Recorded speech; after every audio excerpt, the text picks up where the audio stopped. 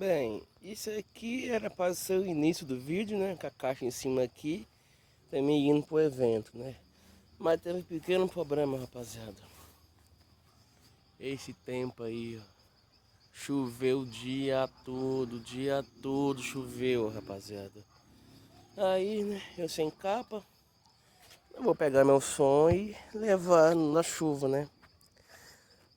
Aí eu acabei de ir para um evento de som aqui na minha cidade, rapaziada. 3h30 da tarde, quase 4 horas. Chegando lá, já veio uma chuva. Meu som quase molhou todo, mas graças a Deus uns pessoal me ajudou lá a tirar a caixa de cima aqui e guardar. E rapaziada, o meu planejamento era gravar uns vídeos lá pra vocês e tal. Mas fiquei meio desanimado, rapaziada. Cheguei lá, quase não tinha mais carro lá do som. O que tinha tava fazendo batendo racha, medição, né, de RTA. Aí você vai ver no vídeo aí alguns paredão aí, mas nem foquei pra gravar não, rapaziada.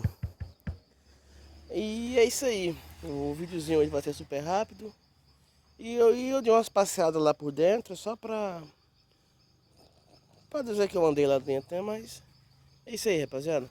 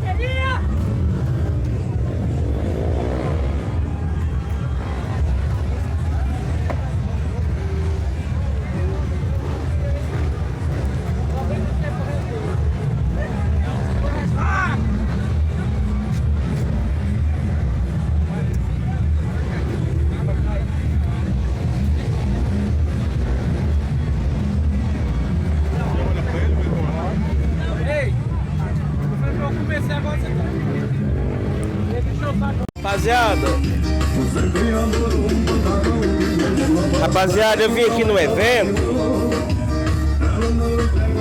Tem vários carros ali, ó.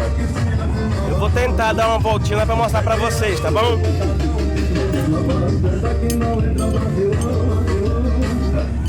Ô, você fica aqui? Vou estar andando aqui no meio do evento aqui. Vou mostrar pra vocês.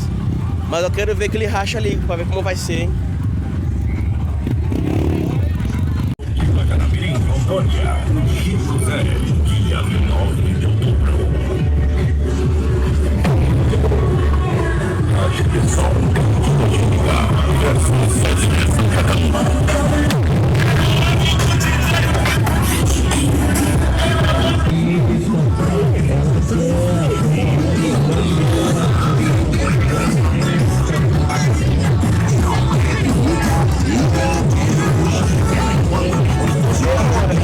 Eu vi você passando na lente, velho. Eu vi você passando na lente, chamou, mas não dá pra escutar não. Tá bom, beleza?